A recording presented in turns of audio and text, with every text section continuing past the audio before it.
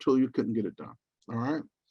So now underneath the clone stamp tool is the pattern stamp tool. And what the pattern stamp tool allows me to do is to create a pattern. So remember how we went to edit and we went to fill, and then in fill there was a pattern, and there was a bunch of patterns in there. And what did I say? I said that the whole problem with this is that they're just, these patterns here are just examples of what can be made. I can make a pattern anytime I want. So I'm going to create a pattern, and then I'm going to paint with that pattern. So I'm going to grab the rectangular marquee tool. The pattern's always a circle. I mean, always a rectangle. And then I make a selection on the screen of something. So if I make a selection of his eye, for instance, and then I go up to edit, and I go to define pattern, I'm going to give the pattern a name, pattern I. Click OK. And I've now taken that object, the selected region, and turned that into a pattern. I'm going to go to select and choose deselect. Now, instead of using the clone stamp tool, I'm going to use the pattern stamp tool. So when I use that pattern stamp tool, I come up here and I can select the pattern that I just made. Where is it? Why isn't it here? There it is. Let's put it way down here for some reason. Okay. And I've just grabbed that pattern, and when I paint, I'll make the brush bigger so you can see here.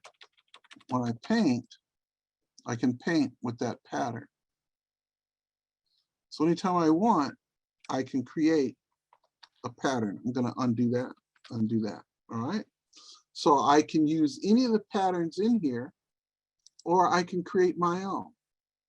Now, when I just kind of grab this brush and spray it like that, it just looks horrendous. So in addition to the pattern, I can do this with the clone stamp, or with the pattern stamp tool, is I can lower the opacity. Let's set it down to about 28%, and I'm going to paint.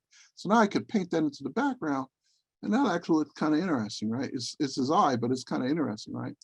So I can lower the opacity of my brush, right? So we're learning the qualities. I'm going to set that back to 100% so I don't forget. And then the other part is the flow. So the flow is, think of it as a hose, and whether it's coming out at a full strength or at half strength. So if it's coming out at less than full strength, I'll have to pin it down in multiple applications for it to be full strength. All right. So I can manipulate either the flow or the opacity of my brush, and that can be either the clone stamp tool or the pattern stamp tool. So that's how I use the clone stamp tool. That's how I use the pattern stamp tool. And when I need to pick up image pixels wholesale, I'll use the pattern, the clone stamp tool. When I need to create a pattern, I'll use the pattern stamp tool. So when would I use the clone stamp tool? I would use the clone stamp tool over here on his jacket right here. That's a good place to use the clone stamp tool. The pattern stamp tool, when I need to create a pattern, let's say that there's like a carpet and the carpet's torn or something like that, either in a picture or in real life, I could use that clone stamp tool to fix it.